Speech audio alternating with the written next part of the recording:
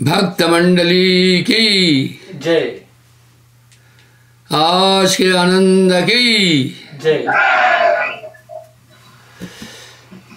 भवदरिया है अगम अपारा, तामे बूढ़ मोह संसारा।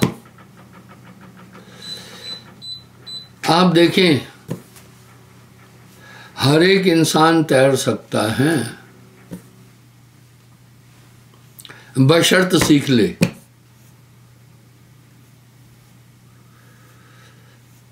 और तैरने वाला भी हाथ मारता है, डूबने वाला भी हाथ मारता है। बड़े अचरज की बात है। तैरने वाला भी हाथ मार रहा है, डूबने वाला भी हाथ मार रहा है। इसलिए तैरना आना चाहिए।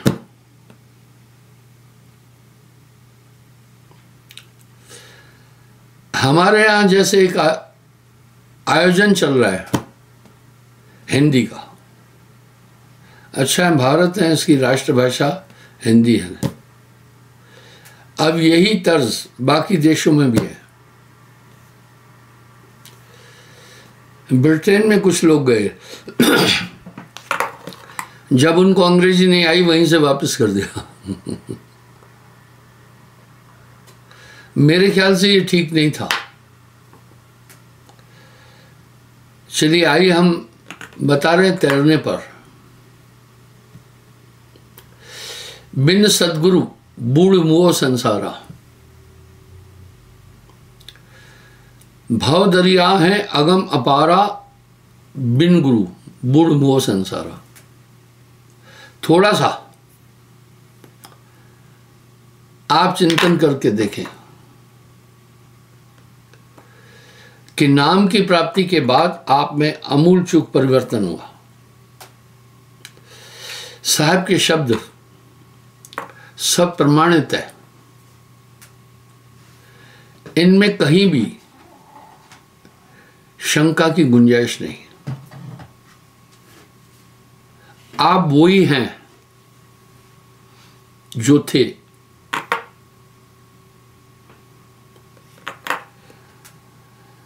आपका जीवन नाम से पहले थोड़ा सा विचार करके देखिएगा कैसा था, और नामदान की प्राप्ति के बाद आपका जीवन कैसा है, थोड़ा सा विचार करना।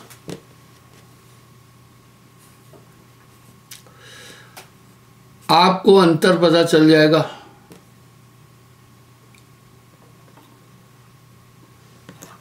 अपने दिल से जानिए,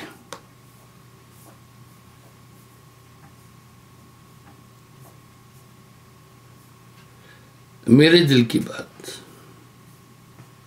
आप में अमूल चूक परिवर्तन हुआ।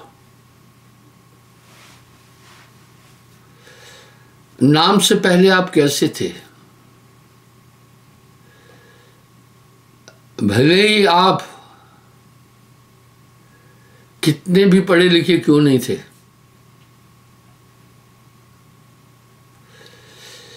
कितने ही बुद्धिमान क्यों नहीं थे,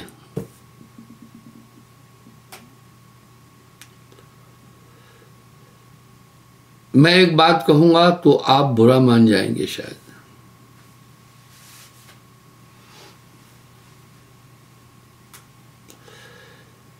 नाम बिना सब पशु बखाना, नाम बिना सब मूर्ख जाना, नाम बिना नीच सब कहिए, ऊंच वही जो नाम है जाना, बिना नाम सब नीच बखाना।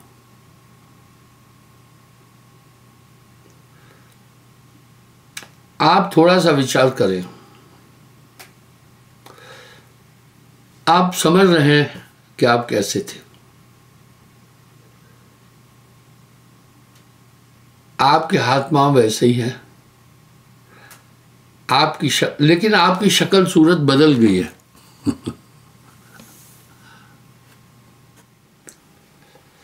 आहार शुद्धम तो बुद्धि शुद्धम, बुद्धि शुद्धम तो ज्ञान शुद्धम, ध्यान शुद्धम, ध्यान शुद्धम तो ज्ञान शुद्धम, ज्ञान शुद्धम तो मोक्ष शुद्धम। अब आहार शुद्ध क्या है?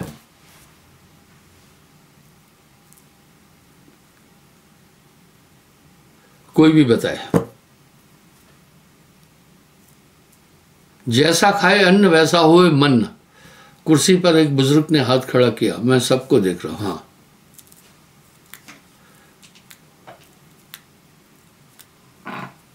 साहिबंदगी साहिब जी। साहिबंदगी।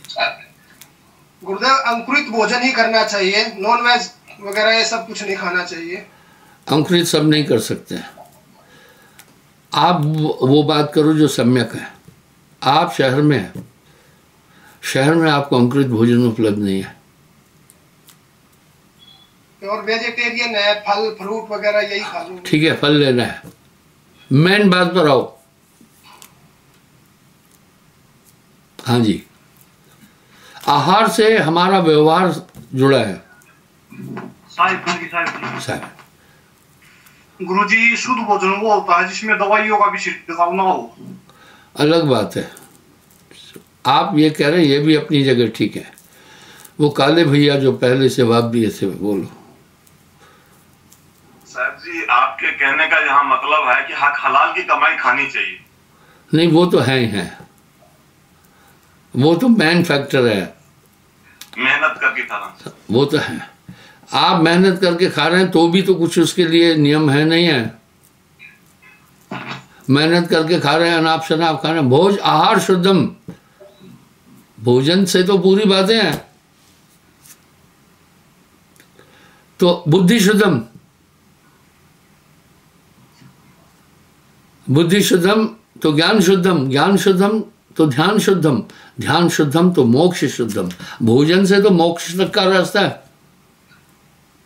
इसको आप हल्का क्यों ले रहे हैं? हाँ बोले। खट्टा मीठा चरपरा और मांसाहार ना हो। बैठ जाओ। अब माइनस पॉइंट होगा। जो आदमी गलत जवाब देगा उससे 500 रुपये जुर्माना होगा। ये टाइम वेस्ट होता है। ऐसी सभा में उत्तर वो दो जो न्याय युक्त हो, तर्क युक्त हो, प्रसंग से युक्त हो। शुद्ध आहार क्या है? माई भी बोल रही है। हाँ बोलिए। अरे वेद का मंत्र है, आहार शुद्धम तो बुद्धि शुद्धम। गुरु जी, साहिबंदगी। साहिबंदगी। जैसे आपके आश्रम में हम भोजन करते हैं, उसका वाइब्रेशन कुछ और होता है, होटल में करते हैं उसका कुछ असर और होता है। अच्छा ठीक है, अब सुनो। कोई और मशक करे। भोजन तो सब खा रहे हैं भैया, भोजन तो कीड़े भी खा रहे हैं। इसमें एक टेक्निकल बात छिपी है।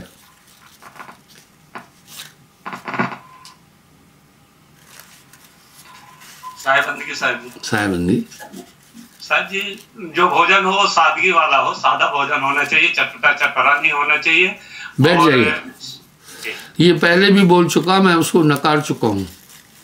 उतना ही उत्तर काफी नहीं है।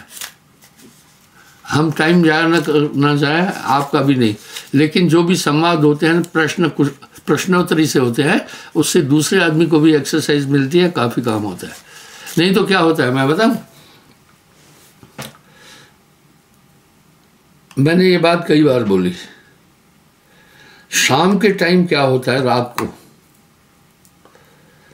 जितने भी दान पात्र हैं वो खोले जाते हैं, उसका पैसा मेरे पास आता है, गिनते हैं।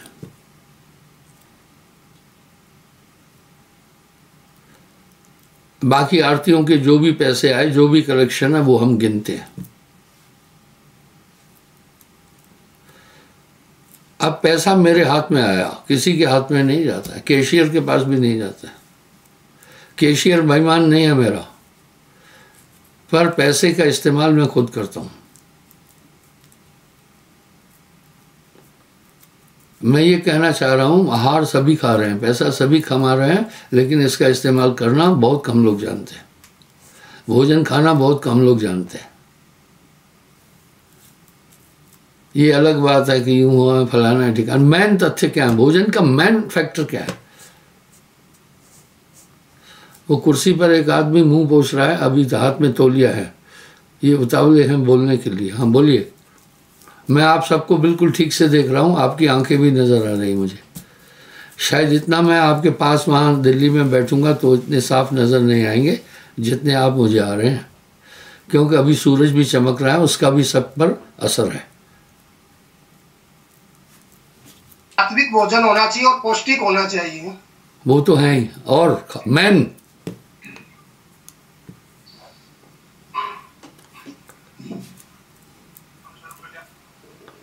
हाँ, ये माता खड़ी है। सब जानते भी हो, बता नहीं पा रहे हो।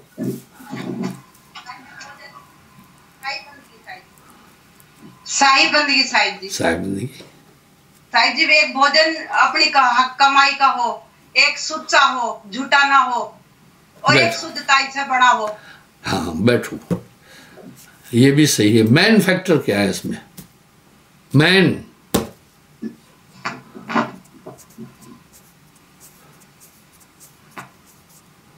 साहिब जी, ताजा बना हुआ भोजन खाना चाहिए, जिससे शरीर में असर पड़ता है।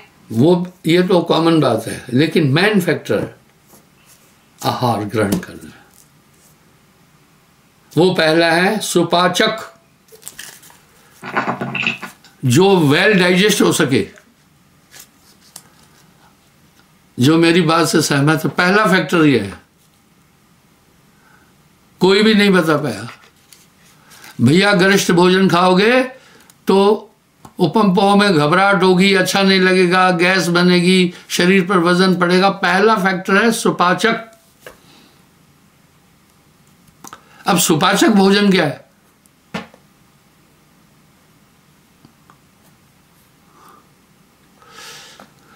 मुझे जो प्रॉब्लम अधिक यात्राएं करने से, दर दर भटकने से हुई, अगर किसी और को होती जिंदा नहीं रह सकता था। वो कभी जिंदा नहीं रह सकता था, लेकिन आहार की शुद्धि से शरीर को ठीक रखा। सुपाचक। आपने नहीं देखा कभी कभी गरिष्ठ चीजें जो हजम नहीं हो रही, खाया तो आप में पंपो, घबराहट, जी मिसलाना, अच्छा नहीं लगना, परेशान नहीं हो जाते? आप सबको, आपके अंदर डॉक्टर है, वो बताता है क्या खाना है क्या नहीं खाना है। मैं एक उदाहरण देता हूँ। मेरे छोटे भाई का पौत्र सुकृत यहीं रहता है, वो कीवी बहुत पसंद करता था, खाता बहुत था। मैं उसको कहता था हर ताकत वाली चीज है वो हजम करने में डिफिकल्ट होगी, जिसमें ज्यादा मिनरल, विटामिन, तत्व, प्रोटीन सब चीजें हैं, वो हजम करने में बहुत डिफिकल्ट होगी। लोग स्वाद देखकर भोजन खाते हैं, खाते जाते हैं, वो सोचते नहीं हैं कि भाई हमारा पेट इसको डाइजेस्ट कर पाएगा या नहीं। जब भी गरिष्ठ भोजन पाओगे तो आपको घबराहट होगी, कुछ अच्छा नहीं लगेगा, जी मिसलाएगा, न सोने की इच्छा होगी न उठने की। तो इसलिए आहार पर तो सब बात है। कीवी खाता था, कीवी गर्म है,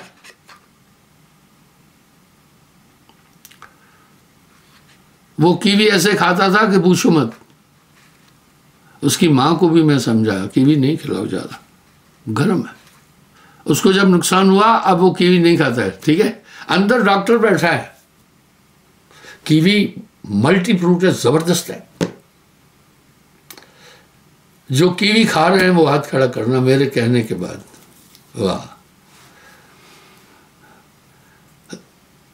सेकंड लाइन में चौथे नंबर पर माई जो पिंक सूट पहने, चश्मा है, हाँ, इनसे पूछता हूँ।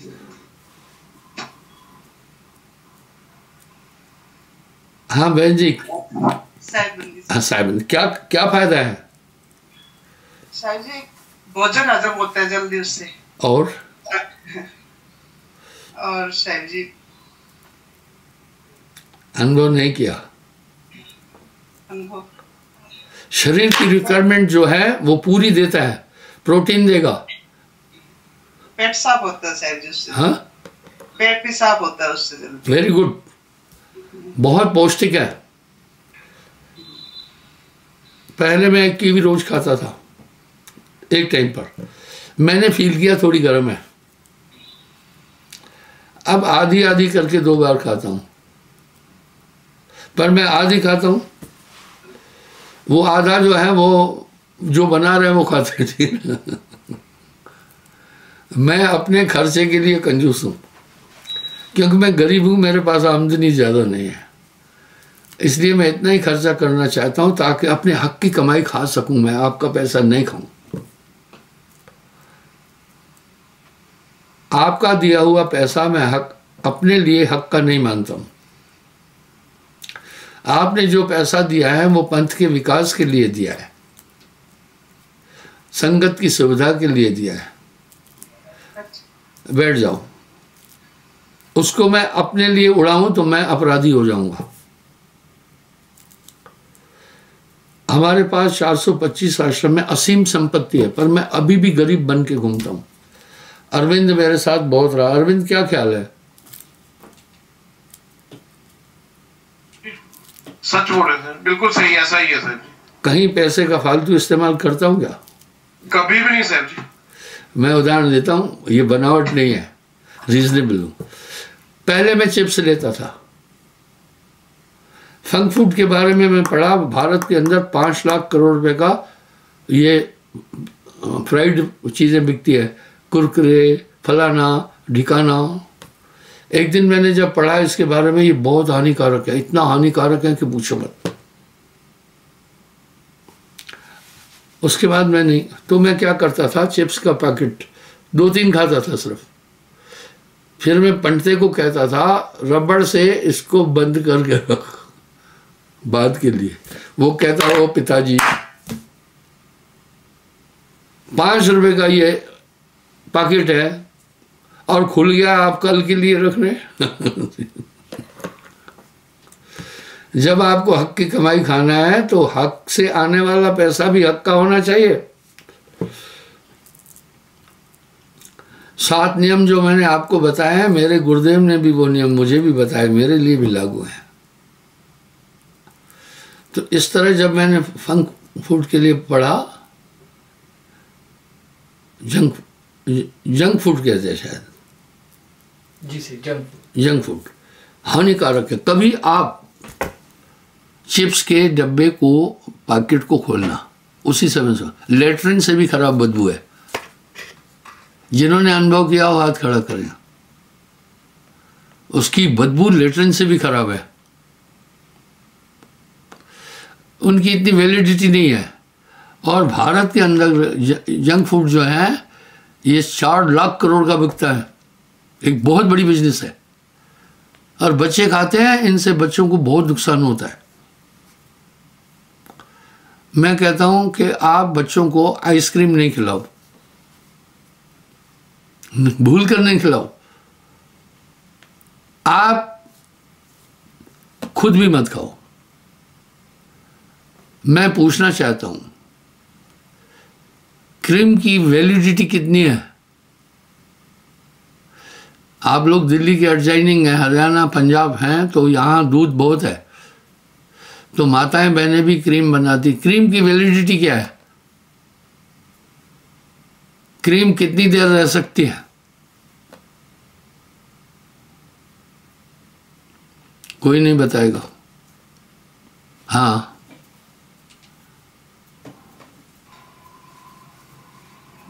सर जी, अगर फ्रिज में रखते हैं तो 1 वीक, बाहर छोड़ दे तो बस सुबह बनाई तो अगले दिन तक खराब हो जाती, स्मेल आ जाती है उसमें। पहली बात बताना चाहता हूं, शायद आप मुझे कहेंगे पुराने विचार का है, फ्रिज में रखी हर चीज दूषित है। जी सर जी। जो मेरी बात से सहमत है वो हाथ खड़ा करना। अब मैं कारण पूछूंगा।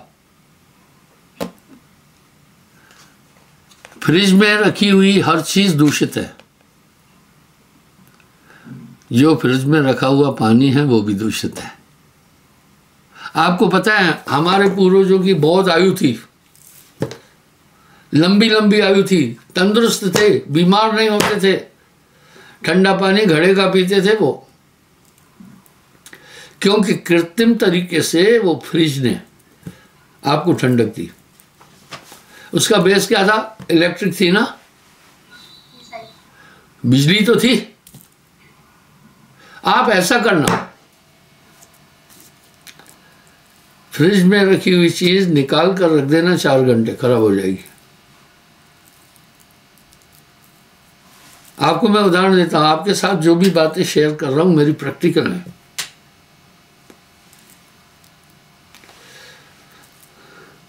हमारे लोगों का आहार और बर्तन कितने टॉप थे, खाने का सिस्टम कितना सुपर था। जिस चीज में अगर बना भोजन तो उसका स्वाद उस पात्र का भी आ जाता है, पानी का भी आ जाता है, लकड़ी का भी आ जाता है। जो मेरी इस बात से सहमत है वो हाथ खड़ा करना। इसलिए हमारे यहाँ देहात में एक खास तरह की लकड़ी है, उसको लगाते हैं भोजन बनाने के लिए।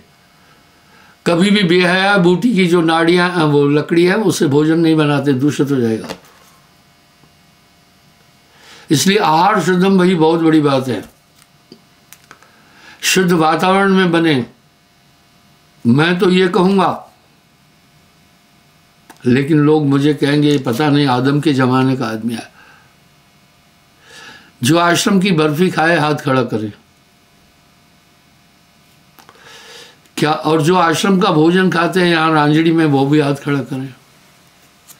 मैं आपसे पूछना चाहता हूं, आपने कभी ऐसी बर्फी खाई क्या? नहीं। आपने जैसा भोजन हम रांझड़ी में दे रहे हैं कहीं खाया क्या? नहीं। क्या बात है, हम कोई जादू तो नहीं कर रहे ना यहाँ। पहली बात यह है, आप कभी भी देखना तांबे के बर्तन में आप दाल बनाना, क्या स्वाद आएगा। बर्तन का असर पड़ेगा, आप किसमें खा रहे हैं इसका भी असर पड़ेगा।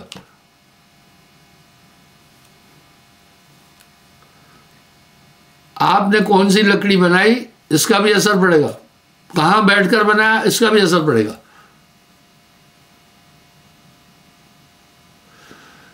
तो वो बुजुर्ग लोग एक तरह की लकड़ी थी खास, बोसी से, गांवों की बात बता रहा हूं, भोजन के लिए वही लकड़ी इकट्ठी करते थे, उसी से भोजन बनाते थे। आप कभी मिट्टी की हंडी में दाल बनाकर देखना और खाकर देख लेना। अब रांझड़ी में भोजन क्यों उत्तम है बता रहा हूं, भोजन पर ही तो बात उठी है। पहली बात, दाल तांबे के हंडे में बनती है। सभी धातुओं में सोना और चांदी का धातु सुपर है, इसलिए राजा लोग चांदी और सोने के बर्तन में खाते। उसमें कोई वायरस नहीं आएगा, जर्म्स नहीं आएंगे। इनके बाद महंगा है तांबा, तीसरा धातु तांबा। तांबे के हंडे में बनी हुई दाल इतनी स्वादिष्ट होगी पूछो मत। मैंने जगाधरी से बहुत बड़े बड़े हंडे मंगाए हुए हैं, उसी में दाल बनाता हूं। यानी भोजन, यहां भोजन की बात है। आप सुपाचक भोजन खाएं। आदमी रीठ बना करता है खाने में। हर आदमी को पता है कि मुझे क्या चीज खाने से नुकसान होता है। अंदर डॉक्टर बैठा हुआ है, हर एक के प्रकृति ने नियम बनाया है। चलो ये पहले लाइन में चश्मे वाला भैया बैठा है, इनसे पूछ, आपको कौन कौन सी चीजें हजम नहीं होती है? साहब जी, कोई जैसे बहुत गरिष्ठ भोजन है, मसालेदार है, इस तरह से है, वो ठीक नहीं लगता शरीर को। और जो मैं सिंपल दाल रोटी मैं खा के बहुत खुश हूँ और मेरा अंदर सारा मतलब सिस्टम बड़ा सही रहता है, उससे जो मानसिक शांति वगैरह। ठीक है, गरिष्ठ चीजें जो हैं कौन कौन सी आपको नुकसान करती है? गरिष्ठ जैसे कोई भी सब्जी या दाल है जिसमें मिर्च मसाले या उसमें बहुत ज्यादा मात्रा में है, उसको ज्यादा काट के उसको पका के ज्यादा उसको किया है वो। ऐसा क्यों जानते हो क्या? साहब जी वो शरीर में अंदर पाचन सही ढंग से नहीं कर पाते, नहीं, और वो फिर आपका स्टमक, आपकी भोजन थैली प्रभावित है, इसलिए वो नमक और मिर्ची का बोझ नहीं ले पा रही है। सहमत हो क्या मेरी बात से? जी कुछ हद तक कह सकते हैं। वो वैसे तो कोई भी ज्यादा खाएगा वेस्ट क्वेश्चन, उसको मतलब हजम नहीं होगा मेरे ख्याल से। नहीं, अरे महाराष्ट्र में तो भैया और तरह का भोजन खाते, जलवायु पर भी होता है। सीधी बात है कि नहीं, वैसे खाना भी नहीं चाहिए सर जी। वैसे है ना, शरीर को आदत बन गई है सिंपल खाने की, दाल रोटी खाओ बस, इस तरह से आदत भी बन गई है। बैठो, मैं ये मानता हूं मुझसे सिंपल भोजन कोई भी नहीं खाता है। आहार शुद्धम तो बुद्धि शुद्धम, इस आहार का हमारे ध्यान भजन से संबंध है। क्या विचार है आपका? जैसे खेल कूद का, मांसपेशियां तो बन रही है उससे, भोजन से, लेकिन खेल कूद का विशेष संबंध है। इसी तरह आहार का विशेष संबंध है। आगे आइए, ध्यान शुद्धम। दूसरी बात मैं आपको ये बताना चाहता हूं, इसको जरूर दिमाग में रखना, ज्यादा पैसा मत कमाना।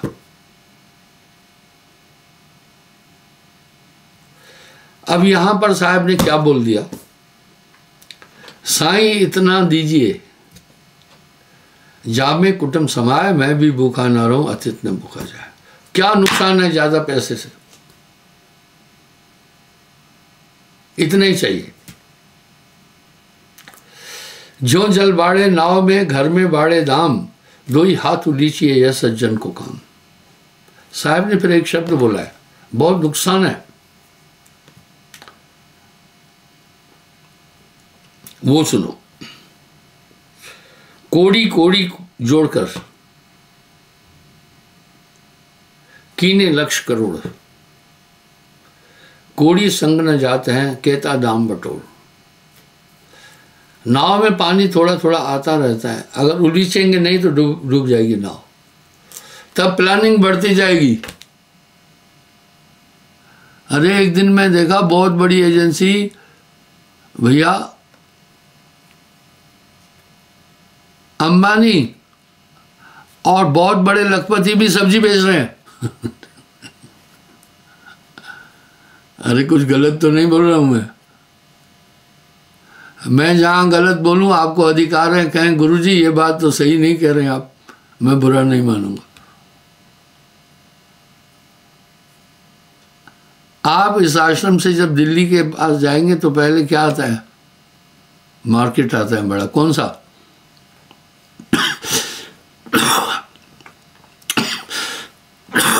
अरे भाई यहां से आप जाएंगे दिल्ली,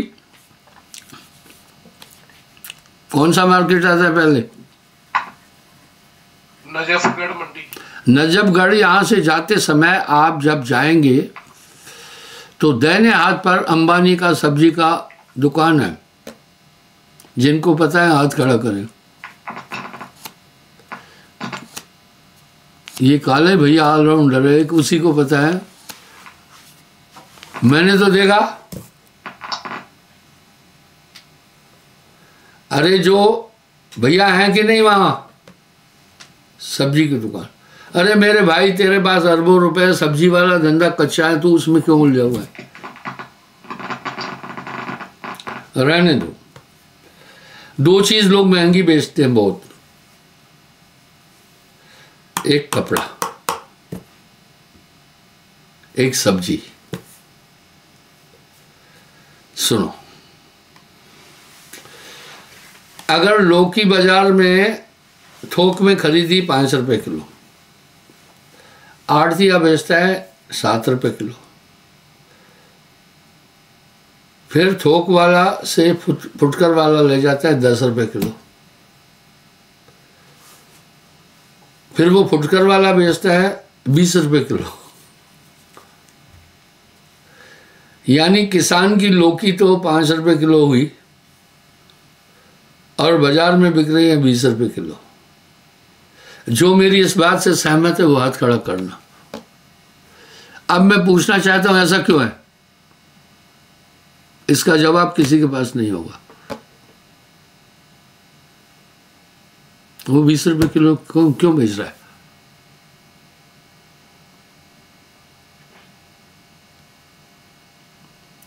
कौन बताएगा?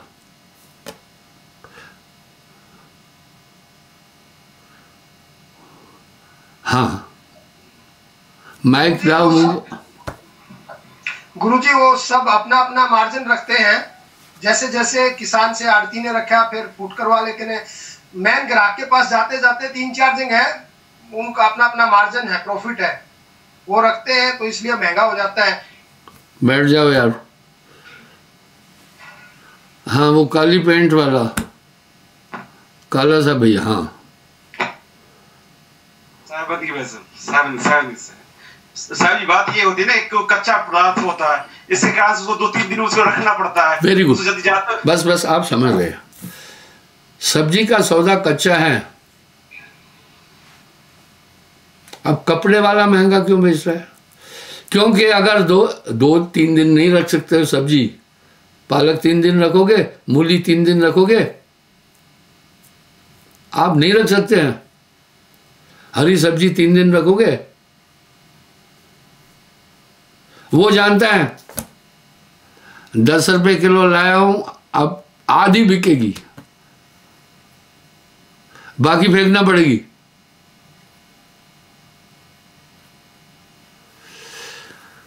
हमारे यहां सब्जी खरीदने लोग दूर दूर से आते हैं। हमारे यहां आटा खरीदने हम देहात में हैं, जम्मू से लोग आते हैं। वजह क्या? हम अपनी सब्जियां पैदा कर रहे हैं, उसमें हम देसी खाद डाल रहे हैं, इसलिए टेस्टी है। जो मिट्टी में तत्व है वही तो अनाज या सब्जियां खींचेगी। शाम को अगर मूली हमने बेची 20 रुपए किलो, शाम को वो मूली के पत्ते कुम्हला जाते हैं, और हर आदमी कहता है ताजी चीज चाहिए। ये माइयां बहना जाती है सब्जी खरीदने, दुकानदार की नानी मार देती है। जो बंदा है ना, वो बंदा इतना ज्यादा जिरह नहीं करता है। अगर दुकान वाले ने कहा ना, सब्जी वाले ने 30 रुपए किलो करेले, तो माई 5 रुपए किलो बोलने में नहीं झिझकेगी, लेकिन आदमी 5 रुपए किलो बोलेगा नहीं। और सूट अगर बोला उसने 1000 रुपया, तो माई 150 रुपये बोल सकती है। बंदे की हिम्मत नहीं होगी। जो मेरी बात से सहमत है वो हाथ खड़ा करना, क्योंकि ये जानती है हमेशा खरीदारी यही कर रही है। अब क्या होता है, शाम को पालक अच्छी थी, हर सब्जी उगाते हम लोग, बड़ा पसंद करते हैं, मूली भी और कई चीजें, मटर भी, बीन्स भी। शाम को ही एक ही दिन में सुबह जल्दी बेचारी 10-12 माइयां आती है, फिर ही सर्दी हो बरसात हो आकर के खेतों से सब्जी काट करके देती है। इतनी मेहनत करती है वो। सुबह 7 बजे यहाँ आवाजाही शुरू होती है, तो मैंने कहा 7 बजे तक सब्जी यहाँ पहुँचा देना। तो वो घर से बेचारी आती है अपनी गाड़ियाँ कर करके 8-10 माइयाँ, तो शाम तक वो मूली के पत्ते कुम्हला जाते हैं। अब आदमी कहता है ताजी नहीं है ये, अब पालक है, शाम तक वो पालक भी मुरझा जाती है। हरे प्याज है, वो भी मुरझा जाते हैं। अब हम फिर क्या करते हैं पता है, हम उसको लेकर के लंगर में ले आते हैं, दूसरा दिन नहीं लगाने देते हैं, इस्तेमाल कर लेते हैं। इसी तरह अब मैं बिजनेस की बात नहीं कर रहा हूं यहां, मेरे बहुत बड़े, कोई ऐसा महकमा नहीं है जहां मेरे नाम ही नहीं है। चपरासी से लेकर हाई कोर्ट के जजेज, सुप्रीम कोर्ट के वकील मेरे नाम ही है। तो काफी आइडिया मिलता है उनसे बातचीत करने के लिए। तो ये कापड़ियाँ हैं, 4 शेड आते हैं एक बंडल में। जो माताओं बहनों के सूट है, कितने शेड आते हैं? 4। अब कलर अपने अपने हिसाब से आदमी छांटता है। इसमें 2 कलर बिक जाते हैं, 2 नहीं बिकते हैं। हर एक आदमी फिर ऐसा शर्ट गिनता है जो टॉप है। 2 तो बिक गए, 2 रह गए। और फैशन तो खैर बहुत जल्दी चेंज हो रहा है आजकल। आपको पता है दुनिया की सबसे बड़ी फैशन सिटी पेरिस है। वहाँ फैशन क्या है, सुबह से दोपहर तक अलग होता है और दोपहर के बाद दूसरा आ जाता है, आउट ऑफ फैशन हो जाता है। इसी तरह जब वो 2 सूट बच गए, वो डेड स्टॉक हो जाता है उसका। एक कपड़े का व्यापारी है, मुझे बहुत कपड़े ला के देता है दान में। मैं उसको पूछा, भाई भल्ले शाह इतने कपड़े तू ला रहा है, कैसे काम चलेगा? बोला, गुरुजी बात यह है, उसने मुझे सिखाई ये बात।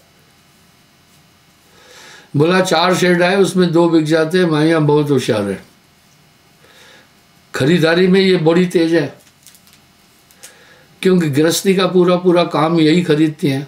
उदाहरण देता हूँ भाई, वो माता बहन हाथ खड़ा करे जो घर का सौदा वगैरह खरीदती हैं, राशन पानी, साग सब्जी, कपड़े लत्ते बच्चों के, अपने हाथ खड़ा करो सीधा।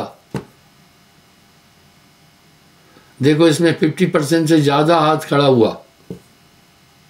बोला वो माइयाँ बहुत होशियार है और वो खींचा खांची भी बड़ी करती है। गुरुजी वो 2 सूट रह जाते, वो नहीं बिकते। 10-5 दिन बाद दूसरा ट्रेंड आ जाता है, वो डेड स्टॉक होता है। कहा वो डेड स्टॉक फिर मैं क्या करना है, आपको दे देता हूँ। मैं बोला फिर दुकान कैसे चल रही है? बोला 2 सूट जो बेचे उसमें पिछले जो बच गए 2, उसकी भी मूल्य हम निकालते हैं। जिनको मेरी बात समझ में आई हाथ खड़ा करना। आइए वापस मैं आता हूं आहार पर और सुमरन पर आऊंगा। जब आप बेचैन हैं, आप सुमरन कभी नहीं कर पाएंगे। जब आप परेशान हैं, आप सुमरन कभी नहीं कर पाएंगे।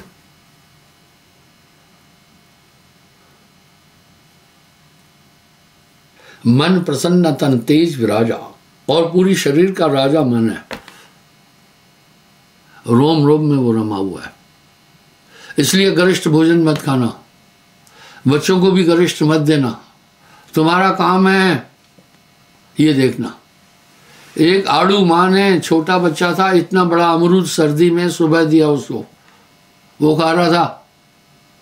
मैंने उस माई को बहुत डांटा। मैं बोला ये तो बच्चा है, तुम्हें अकल नहीं है, ठंडा होता है अमरूद, छीन इससे। बोला फिर रोता है, शटअप, रोने दे इसको। बच्चों का रोना एक कला है। अपनी मांग मंगाने के लिए आर्टिफिशियल रोते हैं। जो मेरी बात से सहमत है हाथ खड़ा करना। आजकल बच्चे भी बड़े चालाक हैं। इसलिए आहार सुपाचक हो, बासी नहीं खाना।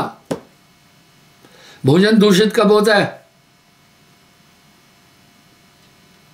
कौन बताएगा? 2.5 घंटे बाद बना हुआ भोजन दूषित है,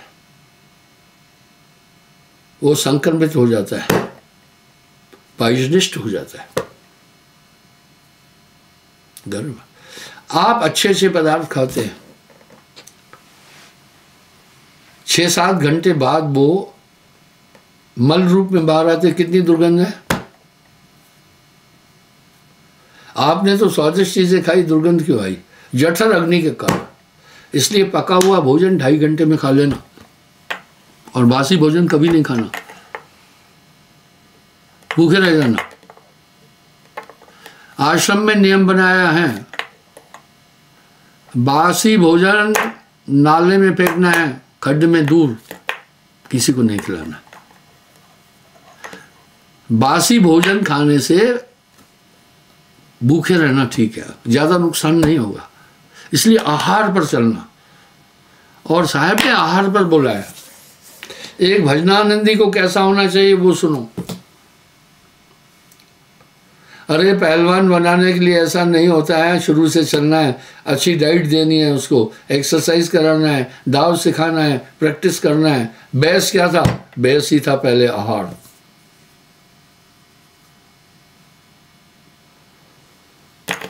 अब ऐसी बात आई जैसे खाए अन्न वैसा हुए मन।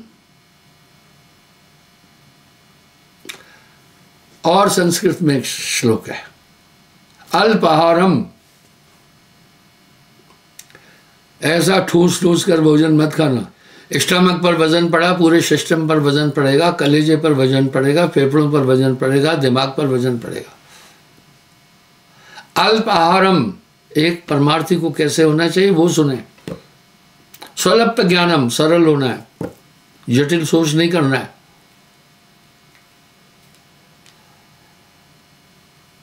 बग ध्यानम, काक चेष्टा, चेष्टा काक की तरह, और बग ध्यानम, ध्यान बगले की तरह। क्यों?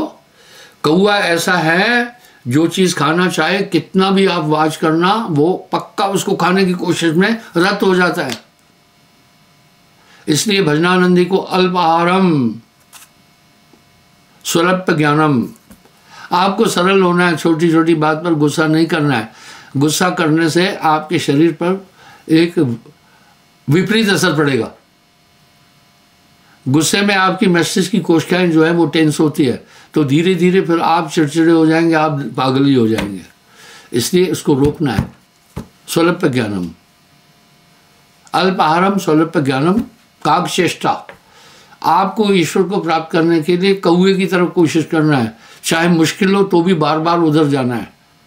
बग ध्यानम, ध्यान बगले की तरह करना है। क्योंकि बगला क्या करता है, मछली को पकड़ने के लिए एक टांग पर खड़ा हो जाता है, पानी में हिलता डुलता नहीं है। अब मछली सोचती है मरा हुआ है, उसे लपकने के लिए आ जाती है, इतने में वो उसको पकड़ लेता है। इस तरह भजनानंदी को काफी चीजों की परहेज करना है। वस्त्र भी आपने सरल पहनना है। कुछ कुछ माइयाँ जो बेचारी नहीं जानती है, वो सितारे चमचमाते हुए वो पहनती है, वो लगे लगे हुए जो बिंदे बिंदे हैं शीशे के। अरे हाथ यूं करो, हाथ में भी लगेगा। आपको एक उदाहरण दे रहा हूँ। मैंने एक सूट पर ऐसे हाथ फेरा, मुझे काफ़ी यहाँ काफ़ी स्टाफ है, माइयों को भी कपड़े देने पड़ते हैं। भाई जो यहाँ रह रहे हैं कपड़े देने, आदमी को भी देने पड़ते हैं, सर्दी के भी देने पड़ते हैं, गर्मी के भी देने पड़ते हैं। एक सूट को मैंने हाथ लगाया, मुझे नहीं पता चला। बाद में मेरी उंगली में इतना दर्द होने लगा, मैं आपको बता नहीं सकता। मैंने दिल में कहा क्यों दर्द है। अब मेरी नज़र उस दर्द को नहीं पकड़ पा रही थी। बाद में एक बच्चों की नज़र बड़ी तेज होती है। एक बच्चे को मैंने कहा भैया क्या है, उसने कहा गुरुजी कांच लगा हुआ है आपको। मैं विचार किया कांच तो मैंने छुआ नहीं है। अपने तन को भी शुद्ध रखो, वस्त्र शुद्ध रखो, आहार शुद्ध रखो, आत्मा शुद्ध रखो, आंखें और इंद्रियां शुद्ध रखो। तो मैंने कहा निकालो। बोला गुरुजी। उसने जब निकालने की कोशिश की, मुझे बहुत दर्द हुआ, नहीं निकल रहा था। वो छोटा सा बिंदी की तरह वो कांच था या क्या था। माताएं अक्सर ऐसे कपड़े पहनती हैं जिसमें वो लगे हुए होते हैं, वो आजकल आउट ऑफ फैशन है। आप वस्त्र भी इजी पहनो, और इसमें खादी सबसे टॉप है। एक माई थी, बेटे को ले आई, बाबा सूट पहन के, गर्मी में बच्चा ऐसे मचल रहा था, परेशान पूछो मत, पिंडू थी मारे, बच्चा मचल रहा था। मैं देखा उसको टोपी भी पहनाई हुई थी, बाबा सूट पहना था कहीं, क्रॉस वेंटिलेशन कपड़े में था नहीं, कपास का मुकाबला ही नहीं है। कपास के कपड़े पहन। मैंने कहा सुना, हातिम ताई की बेटी, इसका टोपा पार दूर कर टोपी। इसका ये कमीज उतार, इसको गर्मी लग रही। आप मानेंगे 5 मिनट बाद वो खेल रहा था, वो 5 मिनट बाद खेल रहा था। अब वो ये थोड़ी कह सकता है मम्मा मुझे गर्मी लग रही है, वो नहीं बोल पाएगा। आजकल कुछ लोग क्या कर रहे हैं, एक पॉकेट बनाए बच्चे को, उसमें घुसेड़ते हैं। अरे ये सब उधर ठंडे देशों का मसला है, वहां पर ठंड है तो वो उसको बच्चे सर्दी जा रही। यहाँ का वातावरण अलग है, जैसा देश वैसा भेष, सुना है ना। तो मैं कहता निकाल इसे, मारे उस आजकल बना हुआ नहीं बच्चा, उसमें घुसेड़ते हैं। ये हमारे देश की ट्रेडिशन नहीं है। हर देश का आहार उसकी भौगोलिक स्थिति से है, पहनावा भी उससे है, उपासना पद्धतियां भी उससे है। तो मैं आहार पर बात उठाया था, स्वल्प ज्ञानम कागचेष्टा। आप बदल जाएंगे, आप सुमरण छोड़ना नहीं है। धन्यवाद।